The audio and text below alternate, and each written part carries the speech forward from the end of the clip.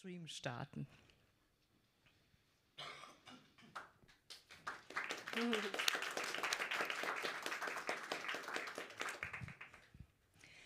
Cher Monsieur Berberian, bienvenue à la Bibliothèque municipale de Munich.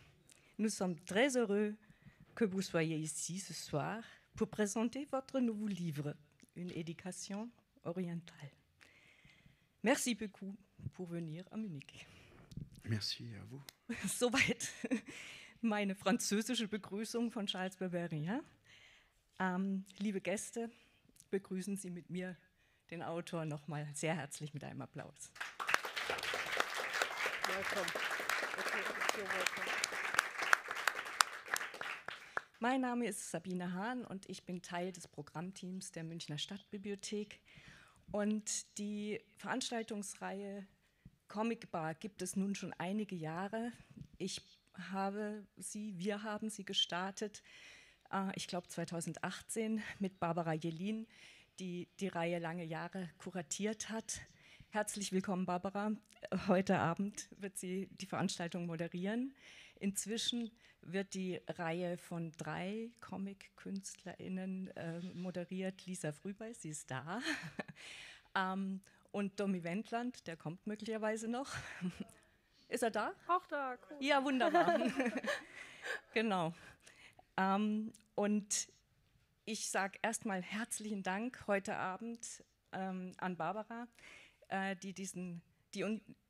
wir diesen Abend zu verdanken haben, und wünsche uns einen spannenden Abend und übergebe dir auch jetzt das Wort. Vielen Dank. Vielen Dank, Sabine. Herzlich willkommen auch von mir und erstmal vor allem auch danke an dich, Sabine. Sabine Hahn von der Stadtbibliothek und der Stadtbibliothek München, denen wir als Gastgeber das hier alles verdanken. Das ist wirklich eine ganz große Sache für uns gewesen von Anfang an, dass wir Comics hier in so einer Umgebung und mit solchen Möglichkeiten und mit internationalen Gästen präsentieren können. Große Freude immer wieder. Als auch vielleicht auf jeden Fall noch zu erwähnen ist, dass es eine Veranstaltung in Kooperation mit dem Verlag Reprodukt ist, die das hier unterstützen, tatkräftig und im Rahmen des Comic-Festivals München, was gerade stattfindet, was sehr schön ist. So kamen wir eben auch in den glücklichen Umstand, dass wir Charles hierher einladen konnten. First of all, before we start, maybe the comics community is a international community. The Comics Festival is also more and more international. So we are international also with the languages. Our conversation tonight will be in English. I'm very happy that we can do that in English because I don't speak French, not yet. And we will have more languages in the room because we will do the readings partly in French, because Charles will read us in French, in original language, and we will be able to read the readings in German simultaneously from the screen. So we have 3 languages, and there's of course one language more. It's the language of the drawings, the images, and that is something we will speak about tonight too. Let me start with an introduction of our guest, Charles Berberian. I could have written pages of your output and your work, and your books, because there's a lot to tell about. So it's only a part that I can tell. Charles, you have been born 1959 in Baghdad, Iraq, and you moved with your family shortly after that, after your birth, to Beirut, Lebanon. And as a teenager, after the start of the civil war in Lebanon, you left Beirut with your family and moved to Paris in France. And then in 1977, you started to study at the Academy of Art in Paris, is that right? It's a little bit later. That was later. But punk rock started in 1977. That's even more important. Not really for me. I was more into folk music at the time. Okay. Well, and when have you been starting to study in the age? I think it's must have been around 80 or 81. Oh, okay. 77, I was still wrestling to get out of school. I see. Yeah. Shortly after starting to study, you got to know Philippe Dupuy, I learned. And in 1983, you started to work together, and you did that for a longer period of time. That is something very special, which we maybe can talk about later, that you produced books together as a team, and both did both texting and drawing. Exactly. And it's like we used to say, it's like Simon and Garfunkel, except that we were both Paul Simon. That is the perfect answer already. And you produced together a series of books called Monsieur Jean. That is what many people also know in Germany. I think it's a series of 10 or more than 10 volumes. No, that's not right. I think we did 7. It was 7. Yeah. It was 7 volumes. It's also out with Reprodukt. And I think it was before or after that you produced a series of carnet de voyage, travel sketchbooks. In the meantime, yeah. In the meantime. That is something I knew and discovered when I studied, and I really liked them. Oh, thank you. Was it also a collaboration between the two of you, or was it your work alone? Let me remember. I think the first sketchbook was about New York, and it was something we started in '95, and I think by then we weren't really popular, weren't at all, I think. We were, I think, working on the third Monsieur Jean, and the first and the second and the third didn't sell at all. But we used to work as illustrators and for French press, and somehow managed to trade apartments with friends in New York, and were able to start working for the New Yorker at the time. Wow, that is nice. So we came back to Paris with our sketches. I think Philippe was the first of us to go to New York, came back with sketches. Then I took a trip to New York and started sketching as well. And Cornelius, who was a small publisher at the time, really tiny publisher, told us that he'd like to publish those sketches under a silkscreen cover. Nice. Yeah. Yes. So that started it all. And then afterwards, we were invited to make a sketchbook about Lisbon, and then Istanbul, and then Tangier. Yes. And so. I saw that. And so on. Yes. Very nice book. Very lucky. We're very lucky. What? I'm in the shadow. Thank you. This is me. You're all in the shadow. Can you? Let me say maybe that because you said in the beginning that Monsieur Jean didn't sell so well, there were volumes that sold then, what I read, 120,000 times. What? Yes. What? Yes. What's that? Yes. That is the number of sellings of Monsieur Jean. That was Are you in sure the internet. about that? It's in the internet. It's the truth. Well, someone has, comment dire, fooled around with the figures. Yeah. 120 maybe for the whole series, Maybe right? that. Yeah, Yeah, I think I read that. Okay. I think But it's good that we check. now fun facts. I think the fourth volume and the fifth one is each one of them is 30,000, and the rest is a bit less. I see. That's But it. that is this quite is just nice numbers for Germany for comic selling. It's fairly cool for even French figures, but for nowadays it's excellent. It's absolutely excellent. I'm dreaming of those numbers now, and I'm way behind them. Yeah, We will go but there. it's okay. We will go I mean, there. there's no tragedy behind that. Let me say that since then you worked also as a solo artist since several decades. Artist, so meaning you did also books on your own. There's also some in Germany, like Shamhat's Liebhaber. You can see that with Reprodukt, and also Charlotte Perriand, a biography about a French architect in Japan in the years of 1940 to 1942, which I really liked. I read that. Oh, thank you. And then you also worked in comics about cinema, film, and music. And as I found out now that you are also a musician, playing the guitar and singing, that's right? Yes. And I think you also published a children's book recently here in Germany. I saw that. Yes. Yes.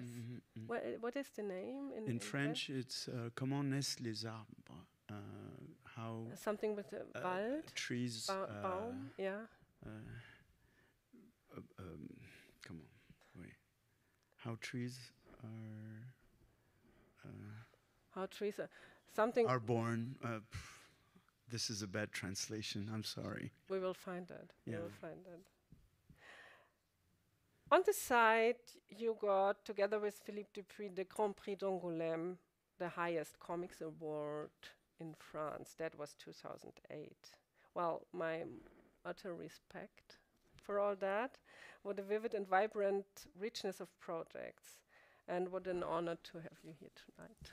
Oh, it's an honor for me to be invited by you, Barbara, and also the Comic Bar, of course. Before we start to present the book, we met shortly yesterday, and you told me, we spoke about what do we do when we come to countries we don't, cities we don't know yet, or we are foreigners.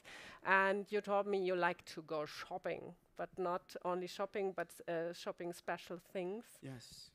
What is that? Jewelry. Jewelry for me, of course, it's watercolors and also brushes and sketchbooks and notebooks.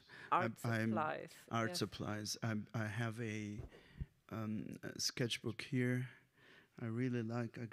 This is my third volume, and it's from Manufactum, and I like it. It's very thin paper.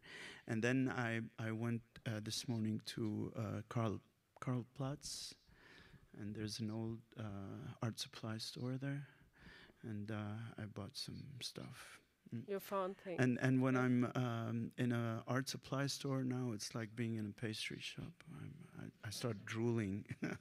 Tasting everything. I have to eat the watercolors, yeah. I like that. The book we speak about today is Eine orientalische Erziehung, une éducation orientale. It's published by Reprodukt, and it is, as we will see, your most personal book you did up to now. Yes. Yes. Mm-hmm. In this book, the artist Charles tells us about his childhood in Beirut, from the perspective from today, and before you and your family had to flee the country, Lebanon, because of the civil war which started in 1975. And also it tells us about coming back to the Lebanon 30 years later in 2005 for the first time as a visitor, followed by several more travels to Beirut as a visitor after that. And we learn about your personal memories, about your family, and also about the dramatic history of the country of the Lebanon. And it is a personal and universal reflection. And I thought it is both playful and profound, but we will see that in the readings you will do. Thank you. Well, my question is, was it the first time that you told your audience about yourself, actually? Is that true? Well, not really, because I had already fooled with the autobiography in, I think, 95, 96. With Philippe Dupuy, we made a book called Journal d'un album, Diary of a book. And we talked about what was it like to be a comic book author back then, and what was it like to work on a comic book, and also the kind of association we had as a team working together and drawing together and writing together. But Philippe was much more introspective than I was. I kept the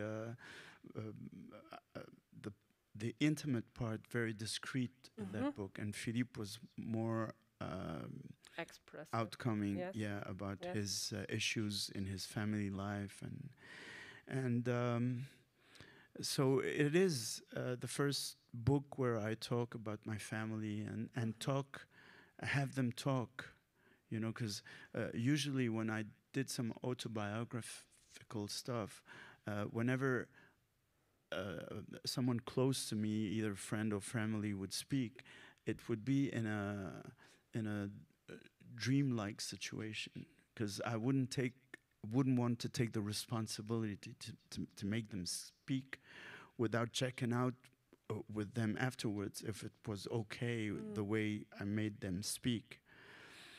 So this is the first time where I actually put my words, in someone else's mouth.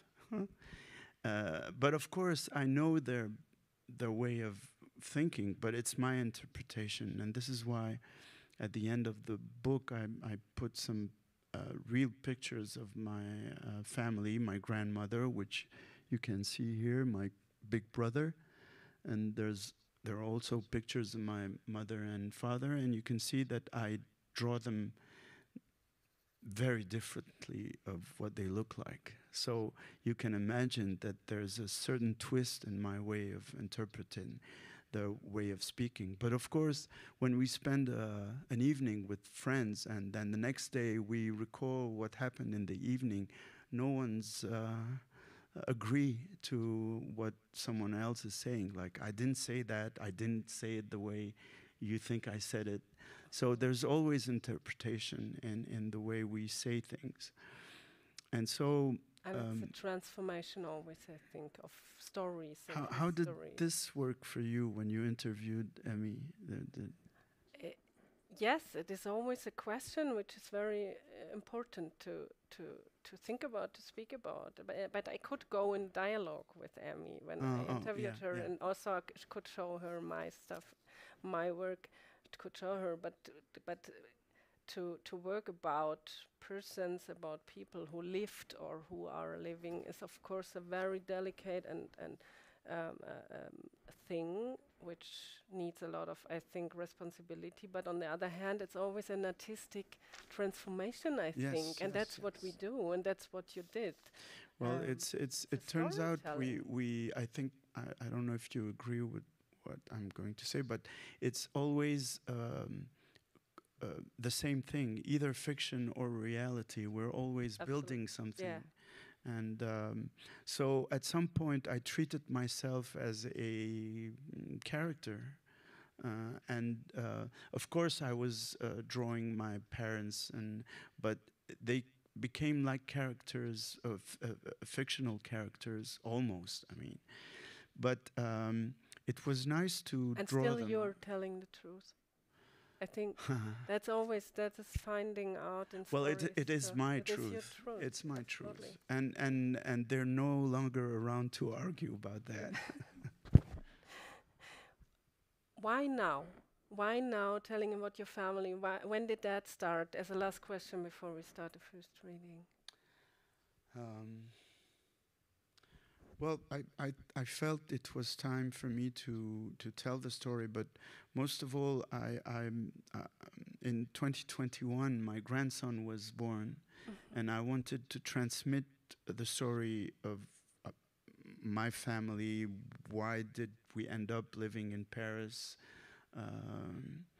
And my father and my grandmother never told me their story.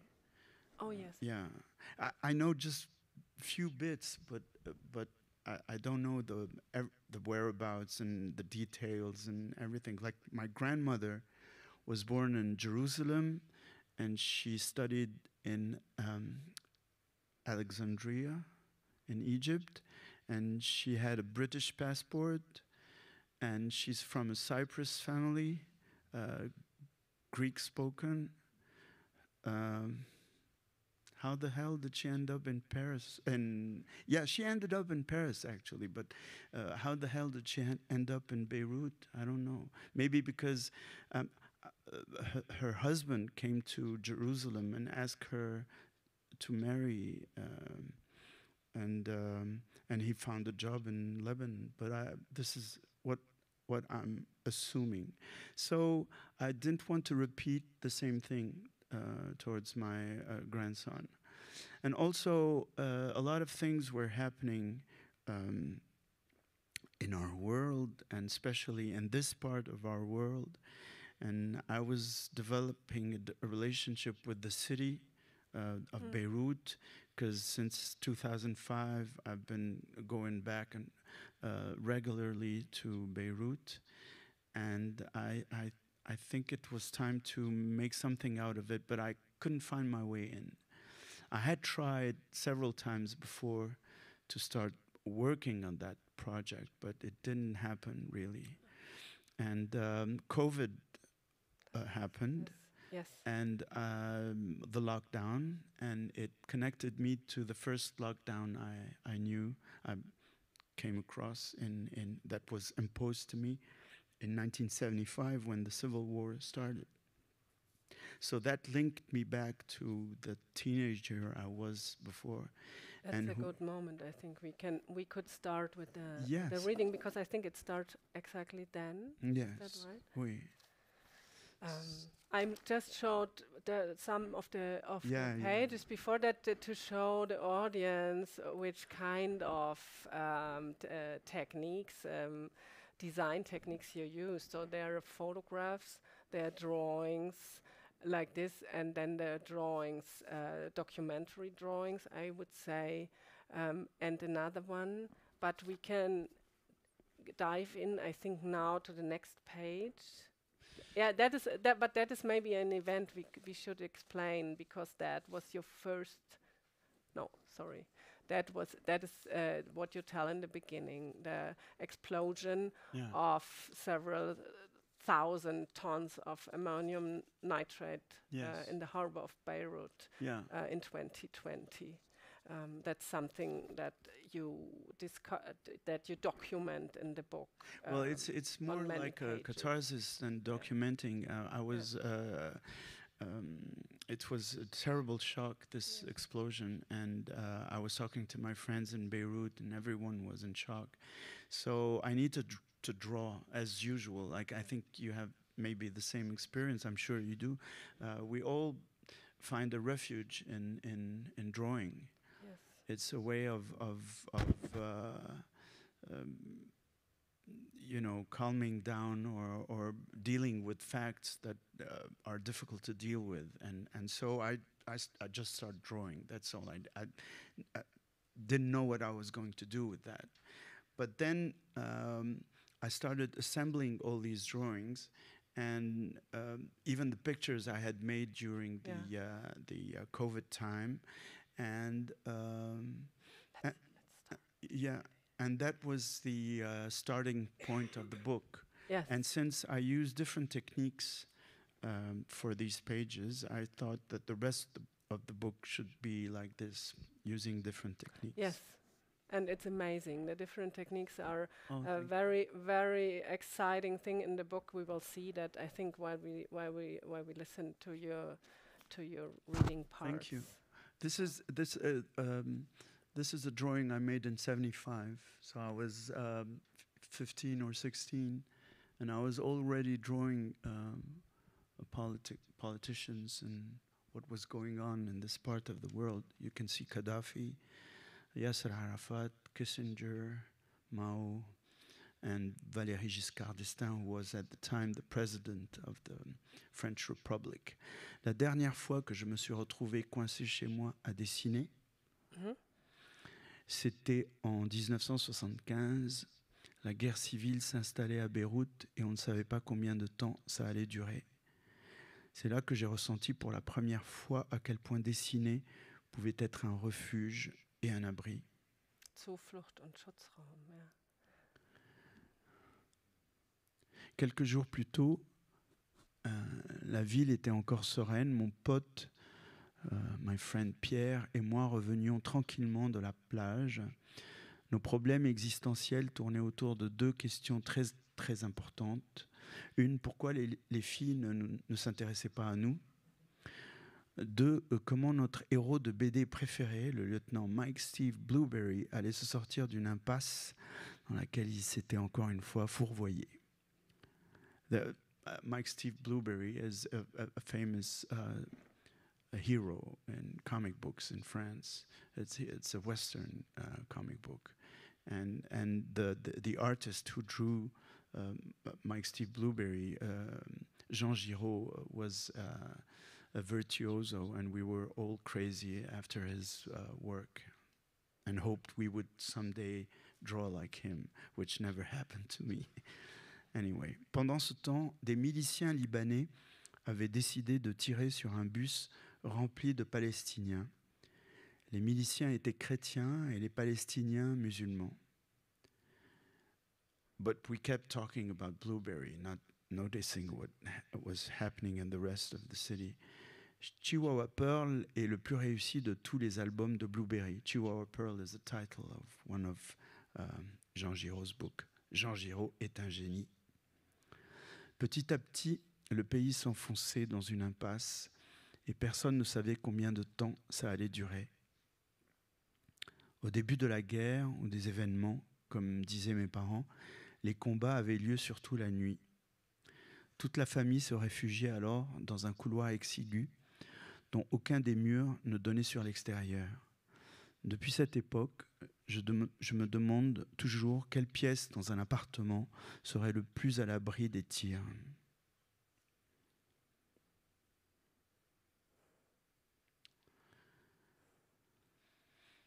Beyrouth, j'ai fui en octobre 1975 et j'y suis retourné une première fois en 2005, puis une deuxième fois en 2008, puis une troisième fois, puis une quatrième, une cinquième. La dernière fois, c'était... Here it's written that the last time I was in Beirut is 2018, but I was in Beirut last April. Et à chaque fois, je remplis des pages de carnet. J'aime dessiner le bordel ambiant, très graphique, la raj'a. So there's a little bit of Arabic as well in this presentation. That's right. Comme on dit en libanais. Au Liban, how did you translate raj'a? Did you write it down like that? Yeah. Raj'a. It's here. Yeah. Au Liban, les gens vivent en ayant traversé la ligne blanche du chaos. Ils sont passés de l'autre côté, du côté de « ça ne peut pas aller pire », ou même plus pire, comme parfois ils disent. Ça donne à l'ambiance du pays une certaine légèreté, une nonchalance, un humour aquaboniste, un charme fou.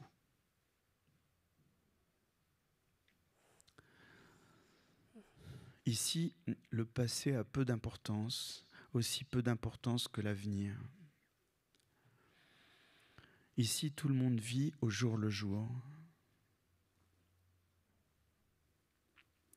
This, can you just go back to... This is... this drawing is in the neighborhood that was severely damaged during the... due to the explosion of the port of Beirut. So this is the Armenian quarter, I think, Burj Hamoud. Le passé est douloureux et l'avenir fait peur. Chaque nouvelle journée est un cadeau du ciel et il faut savoir en profiter au maximum.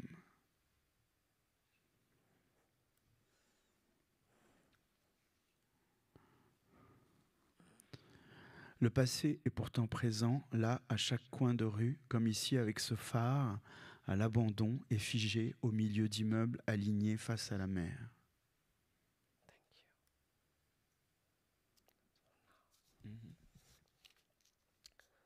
Thank you very much. No, thank The you. past is present at every corner. Die Vergangenheit ist an jeder Ecke gegenwärtig. We just read. So is that I would add, if you look properly and if you dig in the depths, into the depths, you will find always history. How is drawing itself a way for you to understand more about where you are, about the history of a place? And are you really drawing at the very place? We saw these wonderful sketches. Do you sit there and draw there? How do you deal with that?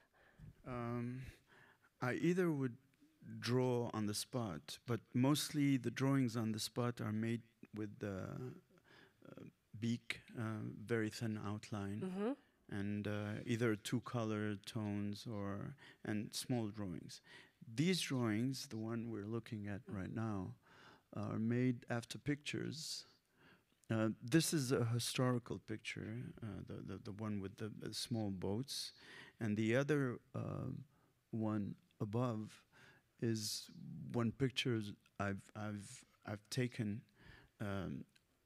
but I never try to reproduce exactly the perspective, because I'm not that good at That's perspective. Maybe not interesting also for you. So you have already integrated several points, several times, Yes. times into your. These drawings have been made in 2011, I think. Yes. After a trip to Lebanon. So you collected sketches and drawings from several years now for the book. So it was a collection or collage. Yes. But also you built up a dramaturgy very. At least for the first part. Yes. I mean, the 36 first pages are a gathering of different drawing made in different periods of time. And this is me still stuck. This is us still stuck in the COVID and having all the time in the world. And that, I must admit, I was very lucky to have all the time in the world to work and draw and assemble things.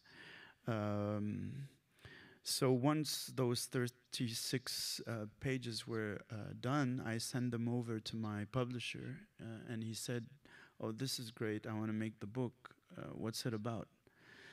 Is it about COVID? Is it about Lebanon? Is it about the Civil War? Is it about you and your family?" I said, "It's a little bit of everything." And I told him it's like a Lebanese meze, which is the way we eat in Lebanon, with a collection of small dishes, different flavors, and he said okay, because I think he likes Lebanese food. That's it. Yeah, but still, I thought there is a very fine way to tell the stories through these kind of collection of narration parts. So I was really very interested. How did you do that? Was that a way you knew from the beginning how to go through, or was it more like finding several aspects of memories, of places, of history, of personal memories, and then puzzling it together, putting the pieces together? I had all these drawings. What was your workflow? I had all these drawings, and I started assembling them in a way that it worked visually, and not adding words for the moment. A dissection, yes, but afterwards we have many. And when I was happy with the way the pages were assembled and the rhythm, and the bouncing from photographs to color drawings to black and white, and every picture tells a story. This is the title of a rock or pop album. I don't know who wrote that song, but every picture tells a story. So, and all I had to do then, when I had assembled those 36 pages, was to sit down and add the words to the pages, and I thought it was fluid enough to and readable. I showed them to my wife, and she said, "Oh, this is nice." And of course, after my publisher read them and told me the same, I said, "Okay." And I had worked in the same way previously on the Charlotte Berberian book and the Shamat book. This is the third book I work in that way. It's like I draw, and the drawing afterwards is the drawing leads the architecture and the narration, and then afterwards the words are placed. Yes, it's a little bit like in music. Like you have a melody, you have a chord progression in a song, you have, of course, you know what you're going to talk about. You have few words already, and while I'm drawing, I'm making up like words or things I'm going to add, but I don't write them down until I'm done. So once the whole thing is assembled, either melody or pages, drawings, the word come up much more easily. Yes. Is a last question for your technique. So you said watercolors, fine liner, and so on. Do you work at all with digital tools or not at all? Oh. Because there are many artists in the audience here, and I'm sure they are interested. Is that something you do, working with Photoshop or something? I do. And we'll see some pages afterwards that I drew on the iPad. It's a wonderful tool. It's also an excellent tool to mix the drawings. Yes. It's much more easy to use than Photoshop. I use Procreate on my iPad. Well, the 36 pages are all, except the pictures, are all analog.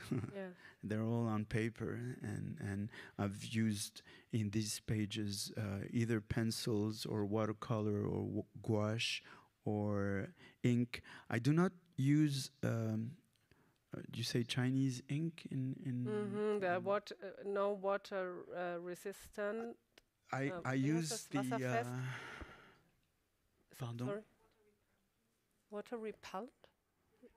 Yes. No, the plain regular black ink. Yes. You know, I don't use it anymore. I use a Parker or Waterman ink for pens, and because it doesn't kill the brushes and the pens. I see. And I want to keep my brushes a long time. When I'm used to a brush, I don't want to lose them. So, and also for instance, these drawings, like the buildings you see over there, this is the ink I'm using, the either Parker or Waterman, and then I add watercolor on them, and you can see how when I put some water with the ink, the black ink turns a little bit blue, or it has different tones of gray, and I think it's really interesting, and also it's much more quicker to to deal with that kind of effect afterwards, because it seems like I've use different grays or black, blue, or red, blue, but it's all the same. And if you add gouache to it, it can turn yellow or purple. This is amazing. So please do try those inks. They're very interesting. But there's a downside to it. It doesn't stand the sunlight. If you put one drawing in the sunlight, it vanishes in yes. 1 week. Yes. Mm. And also, if you spit on the drawing, it'll ruin the drawing. Yeah. Let's read this next part. Okay. Let's show something of the next part, which is this page. Yeah. 37. Before we start, 2 sentences about the history of the Lebanon, because the book is also about that. And for you to know, Lebanon was under French control until 1943 and was independent from 1946, I think. And it's known for a wide variety and coexistence of religious groups and nationalities and an ongoing turbulent history.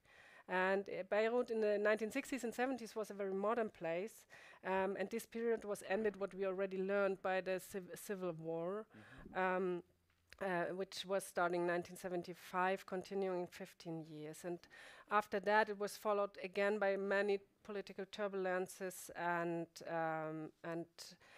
it is located between Syria and Israel, and Beirut was always a location of several war and war attacks, also a place of many Palestinian and Syrian refugees, and with a continuity of political turbulences and also war up to today, as we know. Yes.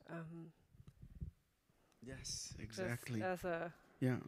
And a lot of people during the signing session today and yesterday would say, "Oh, it's the Switzerland of the Middle East." That was called that, yes. And it was called that because it was starting from, I think, 56 or 58. They officially instituted the secret banking in Lebanon. I see. So, let's go. Octobre 2022, je réalise ce dessin pour le Salon du Livre de Beyrouth. Mon frère Alain y apparaît 2 fois à des âges différents. Une fois en haut de l'image, à gauche, en train de lire dos à dos avec une fille qui lit aussi, et une deuxième fois en bas, une main appuyée contre l'arbre. So, are you understanding this? Okay. Have you given you the time to read? Ce n'était absolument pas prémédité. Il est apparu comme ça. Pouf, pouf. How did you translate that? Ta-da! Ta-da! That's nice. Yeah. The sound with translation of sound. It's even better. Yeah. Yes. Apparu comme ça. Ta-da! Pendant que je dessinais. Je précise, aucun autre visage ici n'est supposé représenter une personne en particulier. Je suppose que j'avais juste envie de me retrouver à Beyrouth avec lui, avec mon frère. Depuis sa mort, les 6 ans d'écart entre nous se réduisent et je vais bientôt être plus vieux que mon frère aîné. Ça me fait tout bizarre. Well, this was 2023, so now I'm older than my old brother, 2 years older. Mon hôtel est situé dans le centre, pas loin de la place du musée. J'ai rendez-vous ce matin à l'autre bout de la ville avec Charles Berberian, un ami musicien. J'ai décidé d'y aller à pied en prenant mon temps, bien sûr. Marhaba, bonjour. Ah, bonjour. Enta men houn, tu es d'ici? Oula, comment répondre simplement à ça? Non, je viens de Paris, Ana men beris. Ahlan ou sahlan, bienvenue, merci. So this is weird. I mean, the guy was in a military suit, and he was, I presume, accompanying his son to the school. And why did he ask me this? I don't know. But he asked me this. Mon frère est né à Beyrouth. Notre père Claude aussi. Notre maman Artémis, non. Elle est née à Jérusalem. Tout comme sa mère, Lucy, à Jérusalem aussi. Moi, à Bagdad. So, I was saying in the previous page that this yellow building where my grandma lived, if there's one place where I can say that I come from this place, it's this building. Cet endroit, c'est l'immeuble Tarazi. C'est deuxième étage à gauche, là où vivait Lucy Economides, Yaya Lucy. En grec, Yaya veut dire grand-mère. And here I am, picturing myself knocking at her door in 2005. La première fois que je m'y suis rendu, c'était en 1969, à la toute fin de l'été. Bon, tu me lâches un peu la grappe. That's my big brother speaking. Sois gentil avec ton frère. My mother answers back. Je peux t'aider à porter la valise si tu veux. Ah, tu crois ça? Bah oui. Et Kouklesmou, mes trésors, vous êtes enfin arrivés. Entrez, entrez, entrez vite. Sorry for trying to imitate my grandma. That's nice. I'm saying sorry to my grandma if she's somewhere listening to us. She probably is thinking, what the hell are you doing? This is private. Why are you annoying people with... And I didn't speak like that, okay? No, sorry. Ça sentait le vieux meuble, le propre et la mer. Vous devez avoir faim, mes petits cœurs. And my brother shows me his room. Voilà, ici c'est ma chambre avec mes disques et mes Tintins. I was, yeah, you went, no. you were a little bit too quick. I think it's before that.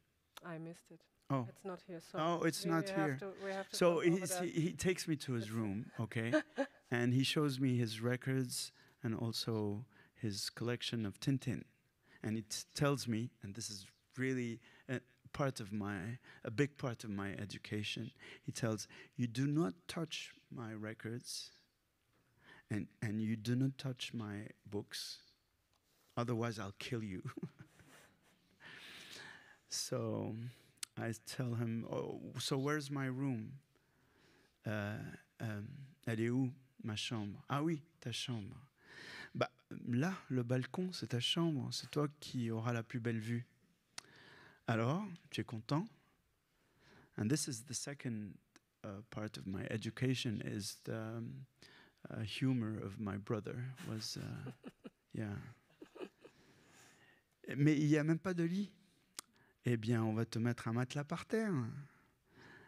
And here comes my grandma. Alain, Kouklamo, tu as montré la chambre à ton frère? Oui, oui, tout va bien. Vous voulez manger, mes chéris? Vous avez faim? Merci, Yaya, pas avant d'aller me baigner. Moi, j'ai faim. Amour, toi. Grand-mère, ça veut dire quoi, Kouklamo? Ça veut dire ma poupée à moi. Vous êtes tous mes poupées à moi, mon petit Kouklaki. You should have read my part, and I should have kept reading my grandma's part. Yes, next. Let's try it. Look, in French. I'll ask. No, you ask in Dutch, in German. Okay. Mutter. Go ahead. But that's him. Yeah, That's you're playing my part. Okay. Yeah. Großmutter, was heißt das, Kouklamo? Ça veut dire ma poupée à moi. Vous êtes tous mes poupées à moi, mon petit Kouklaki. Goûte-moi cette confiture. Et je t'en donnerai à chaque fois que tu seras sage ou que tu auras eu une bonne note à l'école. Ist die auch süß? Was ist das? De la mastica, ça vient des arbres en Grèce.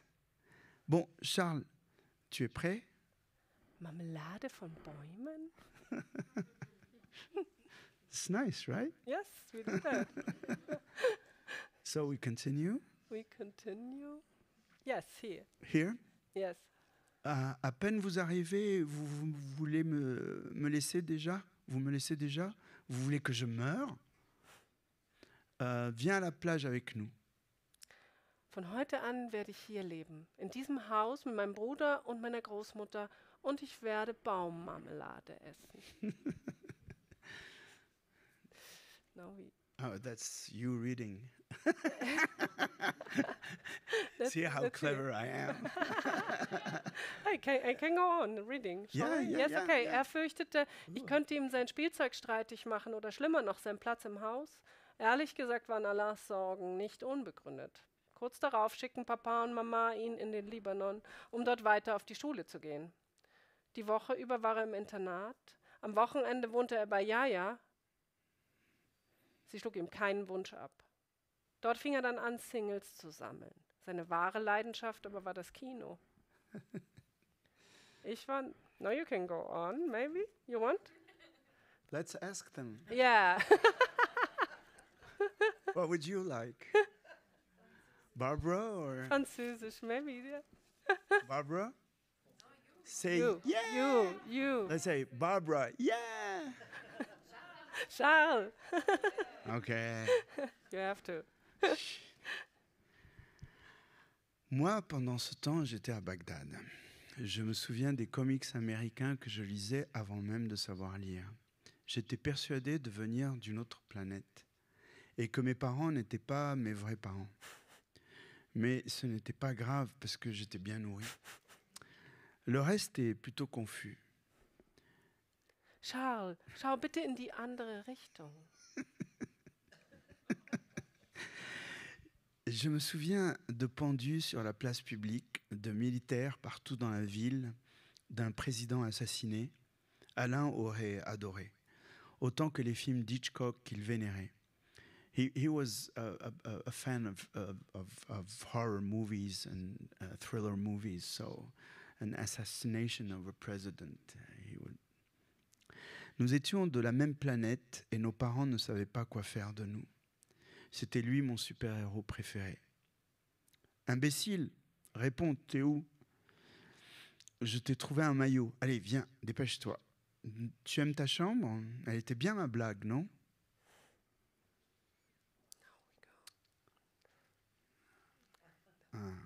Oh yeah, the pictures.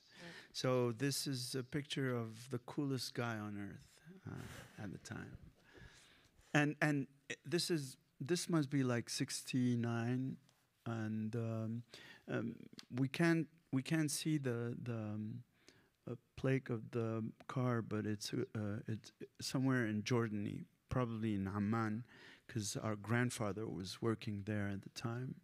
And look at him, he's got those shades and the British typical haircut and not smiling at all, like all those cool pop stars in Britain never smile. How much older was he than you? 6 years. 6 years. Yeah. And there's a section where you tell that he was introducing you into horror movies. Yes, and was enjoying very much how you reacted. Exactly. With shuddering and being scared a lot. Yes. Whenever we were alone at home, because our parents were always out partying, he would pretend that someone was hiding under the bed. Don't look back. If you look back, the monster will kill you. And I was shaking.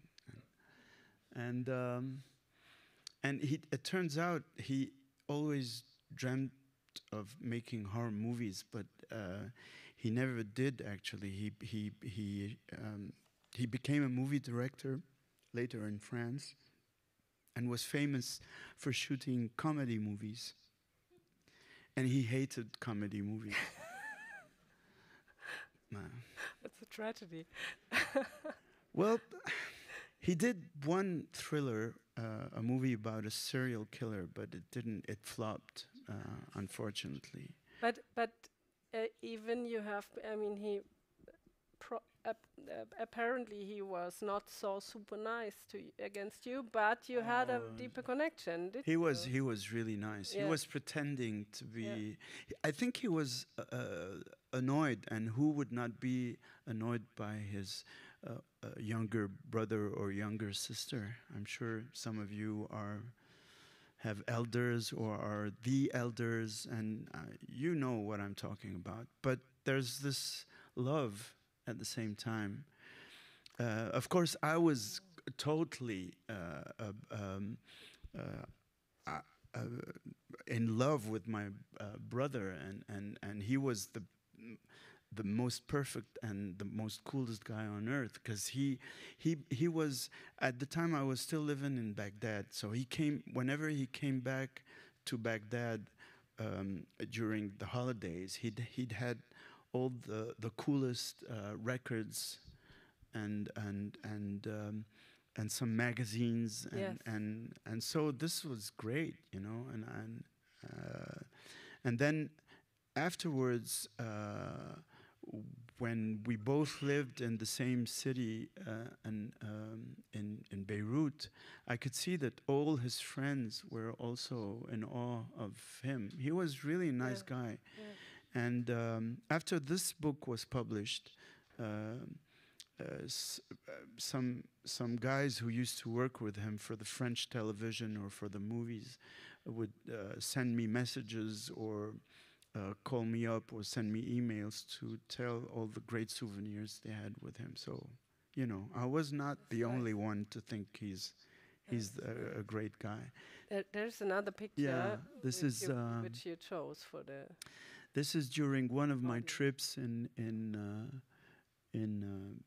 Beirut, and I was in a signing session in a bookstore in Beirut. And this woman comes up to me and says, "This is a picture that was taken by my father. And this is my grandmother, so you can see how she really looks. And this is we recognize her from your drawings. Yeah? Yes. Oh, totally. Okay, that's nice. And you, of course, too. No, that's not you. No, this is my brother. See. And he's, he was a cute little kid. Yeah. Yes, he was. Yeah. There's some more reading we could, sure. Continue. Look. Not that page. Yes. It's page 58. 58, it's here. Yes. Remonter les souvenirs ou les rues, c'est le même mouvement. Le réseau d'un plan de ville ou le labyrinthe de la mémoire, c'est le même jeu d'imbrication.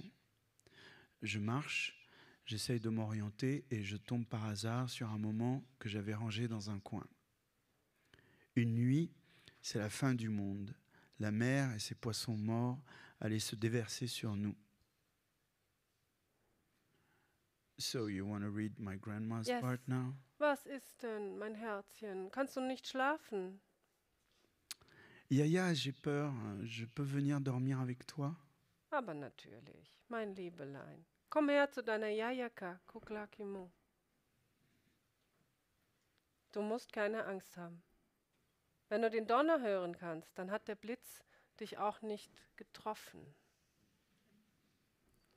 Oh, so here, and now we go. Is my grandma when she was young and living in maybe in Jerusalem or in, I don't know where. This is after the drawing on the. Right is after a picture, and I don't know where it was taken. Maybe in Cyprus, and she's dancing with but friends that is, of hers. I mean, part of your research, also for the book. Yes, family research for the book. That is always part of the work. Yeah, I think. yeah, yes. And I chose to put the pink color because it's not the first color you would think of for nostalgia or old pictures, and I was pretty much annoyed of using sepia or brownish yellow or orange brownish yellow. So I tried pink, and I liked it. That is also a way you mark the several times of memory and Yeah. of the past. Yes. So, like we understand where we are located now without descriptions, actually. Yeah. Let's maybe read the... J'ai connu, this is my grandma speaking, j'ai connu ton grand-père il y a très longtemps, tu sais. Christo, the name of my grandpa, était venu voir mes parents pour demander la main de ma sœur. Mais quand il m'a vu, c'est moi qui l'ai choisi. Il avait trouvé du travail à Beyrouth. Moi, jusque-là, j'avais vécu en Égypte. Et je voulais rester en Égypte, mais ton grand-père a su gagner mon cœur. Alors je l'ai suivi. Tu sais, on a toujours beaucoup bougé dans la famille. Moi, je suis né à Jérusalem, j'ai grandi en Alexandrie. Ton grand-père est né à Arsos, un village à Chypre. Il a quitté la ferme familiale à l'âge de 14 ans parce qu'il fallait gagner sa vie. Il a voyagé partout, il a fait tous les métiers. J'étais aide-soignante, mais j'ai tout arrêté pour m'occuper Artémis, notre petite princesse. Heureusement, Christo avait un bon poste à l'hôtel Saint-Georges et on a trouvé à se loger dans l'immeuble juste en face l'immeuble Tarazi, the yellow building you saw earlier.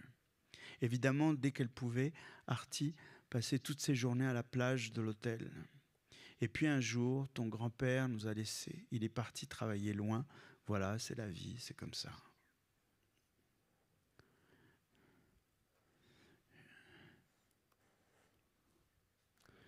Et this is my mother like swimming in front of this building where my grandma used to live.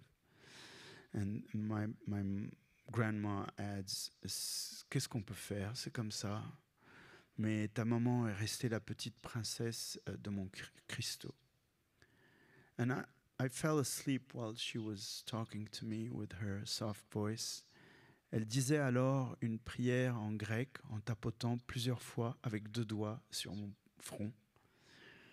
Sa prière, je n'y comprenais rien, mais j'imaginais que c'était une formule magique pour calmer l'orage et pour que j'ai plein de jouets et plein de comics et aussi pour que son Christo revienne. Parfois, la nuit, on entendait aussi des explosions. C'était les pêcheurs qui pêchaient à la dynamite. Bam. Qu'est-ce qu'on a dit? Wenn ich den Donner hören kann, dann hat der Blitz mich auch nicht getroffen. Bam. Bam. Aber das ist eine Explosion. C'est la même chose qu'au Clermont. Yes. So explosions, detonations are a recurring motive in your book.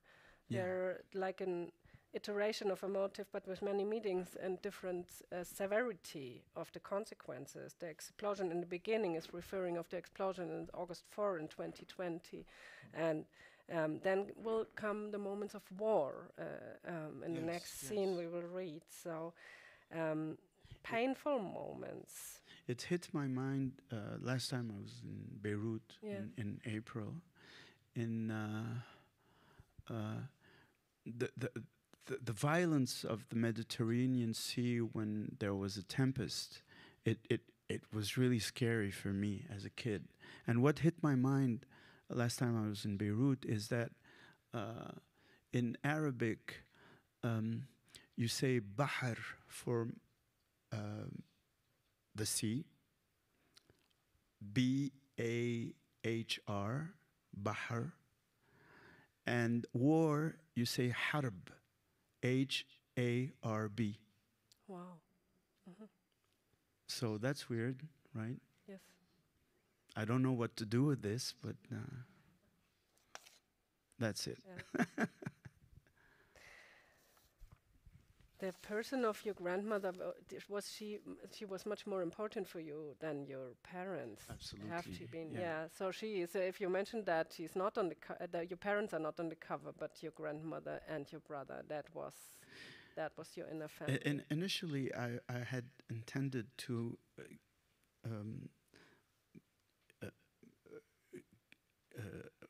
give a chapter to each character my family, each person of my close family. Like my grandpa would have his chapter, my father, my mother, and then, well, it looks like my grandma and my brother took over the leading cast of this book. There weren't enough room for the rest. So they had to back down. This is the independency of the development of the character. But it's true also that even though my father was also a father figure in a way, but he was always abroad, or he used to work for a German company when I lived with my parents in Bagdad, and he was always traveling around, and he would go to Stuttgart or Frankfurt because he worked for Kuhn & Nagel.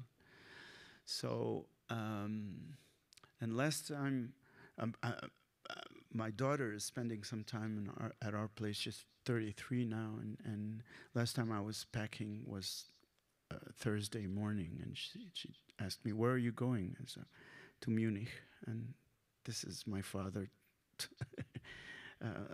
like I'm trying to copy my father. But anyway, the father figure for me was my brother, because he was the one who indicated me which books to read, which movies to watch, which music to listen to, and he was the guy I wanted to look like. You know, he's. In fact, when I was a kid, like in the story we just saw the panels, I didn't wear glasses until I was 14. But you drew the glasses. Yes.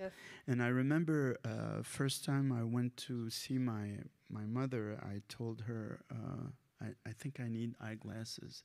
She thought I was just wanting to have the same eyeglasses my brother had. And she said, "No, your eyes are perfect." I said, "No, and we had to go to school, ask the school teacher, and he said, "No, he can't see what I'm writing on the board." So she said, "Okay, we'll get you eyeglasses."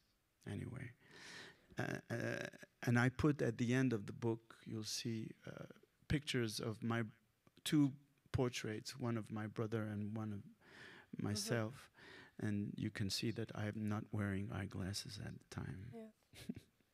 Let's go on a little bit with reading, because now it's about when the war started. That's 86. Yes. Sorry, I'm a little bit slow. That is this one. This is the page.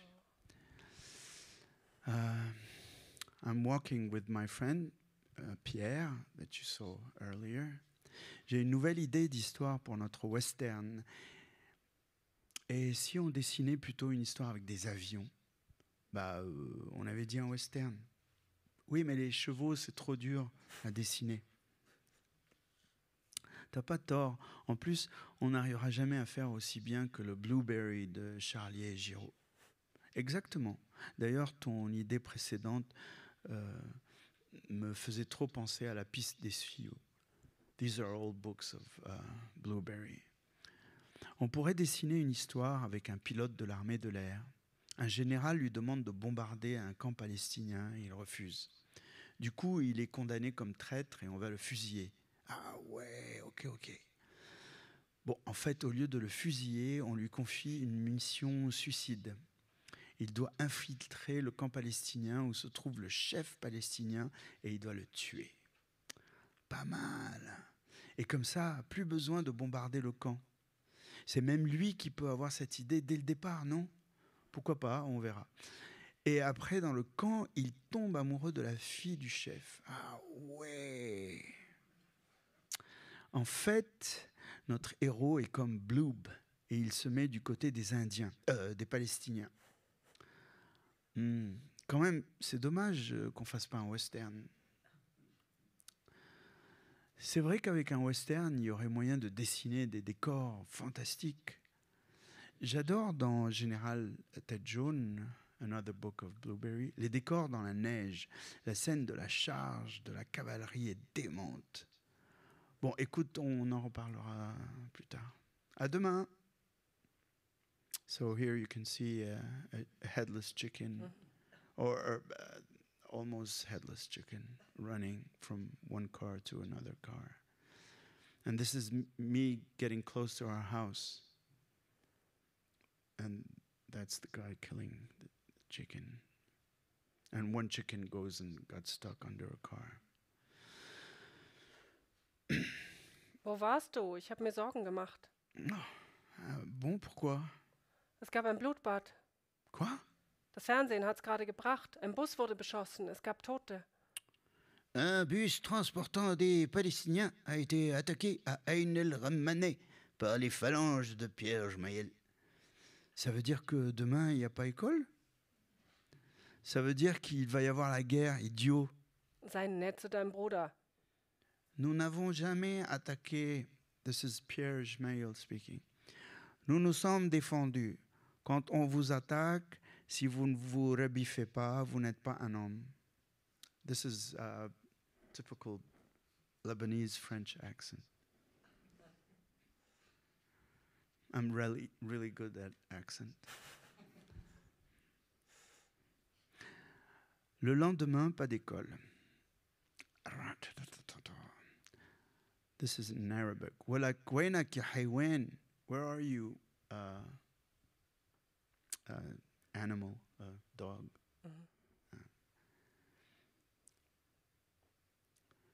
Oh, this is a bad word. Kiss ummak.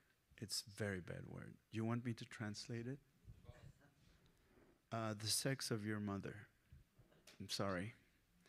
Bam! It's really famous in Lebanon. Everyone would swear like this, even the kids. Bam! Ratatatata. Charles, spinnst du? Komm weg da vom Fenster. Peng. Komm in den Flur, wenn draußen geschossen wird, please. The television is... Es ist ein Krieg gegen yeah, Ein. and he's trying to fix the television. Le problème qu'on a au Liban, c'est la pluralité. Mais ça dépend quelle pluralité. La pluralité centrifuge est bonne. C'est la pluralité centripète qui est mauvaise. This is true. I didn't make up this. This is true. This is an ex-president of Lebanon called Comiczeichner being interviewed and saying this very clearly. It was also research you did for the book? Yes. Yes, this is research, yes. Wir sollten zu meiner Mutter gehen. Da ist es ruhig. Es heißt, am Serchange seien sogar Leute, die baden. Si on va chez ta mère, imagine qu'on ne puisse plus rentrer chez nous après. Wie meinst du das, nicht mehr heimgehen können? Artie, il y a des barrages partout. Je ne sais même pas si on peut réussir à aller chez ta mère. Allah, Schatz, stell was anderes ein als diesen Trottel, der sinnloses Zeug redet.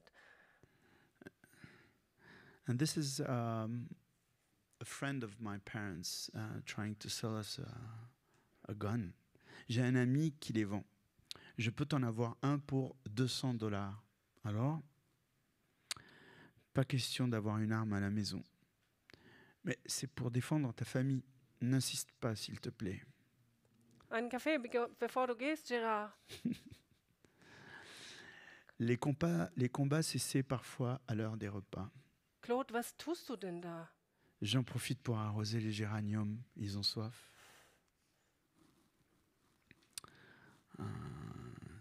Quand les combats se faisaient plus violents, nous descendions, nous réfugier avec les voisins dans les caves. Les Américains vont débarquer et tout va rentrer dans l'ordre. So ein Unsinn. Bon, on joue aux cartes ou on discute? Et quand les cessez-le-feu duraient plus d'une journée, nous pensions que la vie allait reprendre son cours normal. Maman, je vais chez Pierre, on va bosser sur notre BD. Komm nicht so spät heim und achte auf Heckenschützen. So this is us working on our bande dessinée. And then this is me back home working on my bande dessinée. Charles, in den Flur, please. Allah, Flur. Ich sag's nicht nochmal. J'arrive. J'en ai marre. J'en peux plus. Boum, boum, boum.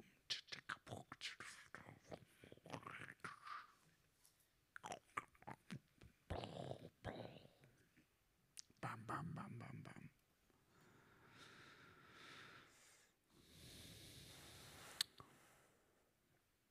Where's that I don't know. panel? Oh, there it is. So Ihr Lieben, ihr habt es bis hierher geschafft. the war was started in our neighborhood, which is the Christian quarter, and where our grandmother was living by the sea. It was still peaceful, so we went to her place to get away from the bombings and the battles. At that time, we thought that the Civil War, we didn't think in terms of civil war. We thought it was just a quick, violent argument, and that it would end up in a few days. Mes trésors, vous avez réussi à arriver jusqu'ici. Kuklamo. Le lendemain, le temps était splendide et nous sommes allés à la plage.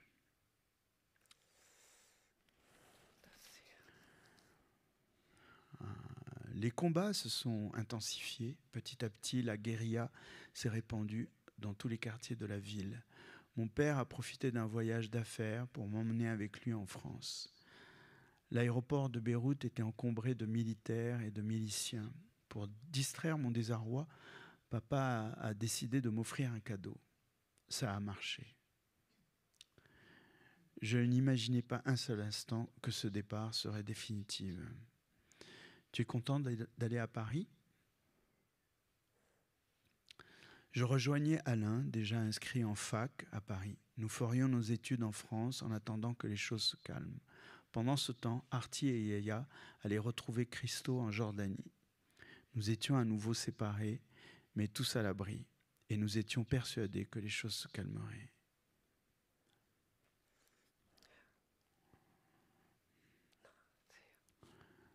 This is the port of Beirut. Als Salvador Dali Ouais. A laissé tomber ses délires surréalistes, les hommes politiques de ce pays ont pris le relais. C'est une blague que se racontent les Libanais entre eux. Ici, il y a une blague pour chaque catastrophe. Ça aide à tourner la douleur en dérision, mais ça ne marche pas toujours.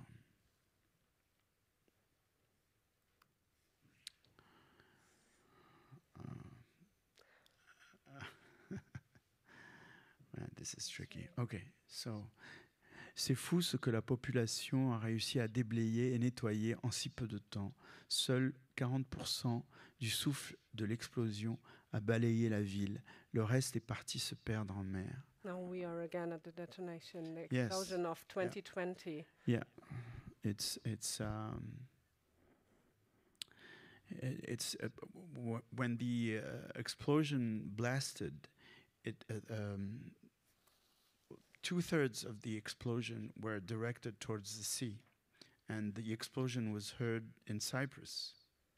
And it's a good thing that 2/3 of the explosion was directed towards the sea, because otherwise the whole city would have been destroyed.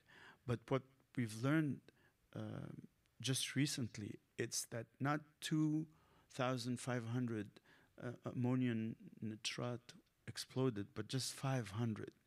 Because the Hezbollah, who owned the ammonium, had sold most of it to to Hafiz al-Assad, who constructed bombs, supposedly to bomb Daesh, but he was bombing as well Syrians, his fellow Syrians, who was not really friendly to Bashar. They wanted to end his dictatorship. So 500 exploded instead of 2,500. So we can assume that if, due to the importance of this explosion, that 2,500 would have been a terrible, a horrible thing. Yes, it is already horrible. It was already horrible. But les victimes qui ont entendu l'explosion sont celles qui ne sont pas mortes. Cette ville a survécu au chaos tellement de fois, elle s'est reconstruite avec l'idée que le chaos était une manière de fonctionner. Et au milieu de tout ça, des arbres sont encore là, certains depuis des lustres.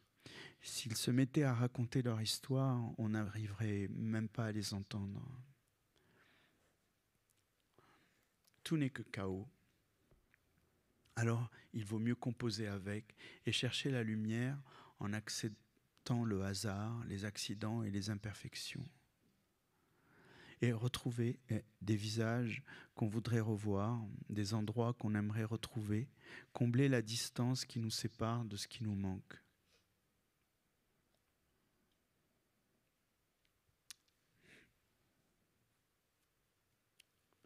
So when I was working on my book and not have assembled all the pages yet, I knew I wanted to talk about chaos. So I started reading texts about chaos, philosophical texts and stuff like that. And I, started writing things, but it was not really effective, not interesting what I wrote. And I at some point I thought maybe I should just copy parts of texts and ask for the authorization, but that didn't work either. So I was thinking about watercoloring and the way we deal with watercolor, and here is the watercolors I use on Indian paper or Japanese paper, and there's nothing I can control. Everything is just accident. And of course, it might be similar to chaos, but when we're working, we go with the accidents and whatever happens. And so I thought it was a good way of talking about chaos with just pictures. And once I assembled the drawings, the watercolors, I showed them to my a publisher. He said, "Oh, this is strange. This is not really like the rest of the book. You sure you want to keep those pages?" I said, "Yeah, I want to talk about chaos, but also in terms of construction, for me, this is like a bridge in a song. You know, before the ending of the book, the song, there's a bridge. And the bridge is like an opening, something that's inside the story you're developing, but it moves towards another direction that is wider." So I told him that, and my publisher is a big fan of music. He listens to a lot of music. So music is also another language, of course. Yeah. Of course, yeah, we can hear and it when we watch your drawings. Yes. So it was easier for me to write what I just read and talking about chaos after I had this watercolor. And so you come to your words through the drawings or Yes. through the music. Yeah. Yes. It's like you say, it's a bridge. Yes. So I have one last question. These personal memories, which you tell simultaneously to the history that happening around, yes, that is so layered into each other. These moments of in-between time, the quiet or absurd moments. So your father who's watering the balcony, yes, flowers when the fighting shortly stops. I think the invisible moments of history. Is that what we can add as artists to understand history, and to also that is the reason, one of the reasons to add the personal stories for telling the history. Yes, absolutely. It's important to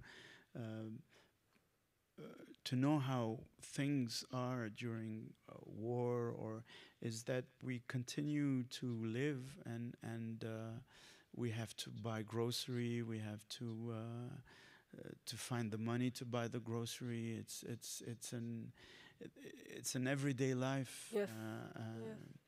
At the same time, and also the way you give importance to things that seem not really important. Yeah. But it's the way of hanging to a way of living as though war was not happening or beginning. Maybe it's also a way of not facing things as they are. But the way we deal with that in every day is like either a bad dream or getting sick. You know, you always think that things are gonna get better, and sometimes they get worse. But also the fact that you either draw, in my case, or water the flowers for my father. It's a way of thinking that things are always going to get better as long as there are flowers and we're drawing or whatever. You know, it's like everyone cannot pick up a gun and start fighting. And it's true that it's absolutely true that very few people would take guns and start shooting at each other. But those are the guys that are going to make the wounds and the hurts. And you can have like 100 people, 99 persons without a gun, and just one person with a gun. And this is where the damage can be very harmful to everyone. Yeah. This is the reality, and this is cruel. And this is what I noticed with the Civil War. And I said that my brother was a major father figure for me. But to see that my father didn't want to any guns at home, and also that he was focused on watering the flowers, I thought, well, that's a nice way of seeing life. Yes. This is the guy I want to be. Thank you for your story. Thank you. Thank you, Charles. I have a very last section, the secret section of questions of the comic bar. Maybe you know that already. It's very quick, only 3 minutes. Some micro questions for the end, which easy one for a start. Pencil or brush? That's you have to answer quickly and decide. I like very much the beak. You know beak? No. The beak, the pen. Roll Yes. pen. What's better, reading comics or drawing comics? Both. Better basis for your creativity, structure, or chaos? Chaos. Of course. What is more fun to draw, cities or people, persons? Both. Both. What People in cities. as we saw. What is the most difficult thing to draw for you? Trains. Trains, wow. Yes. How is your art, intuition or conception? Intuition. What's first, the idea or the drawing? The drawing is an idea. What's first, the word or the image? What? The word or the image? Well, images are words to me. No, that's true. I mean, it's every picture tells a story. Yes, absolutely. I think it's a Rod Stewart album. Rod Stewart. Is making art a way to find yourself or to forget yourself? No, making art to understand the world I'm living in. Yes. Yeah. Comedy or tragedy? Comedy.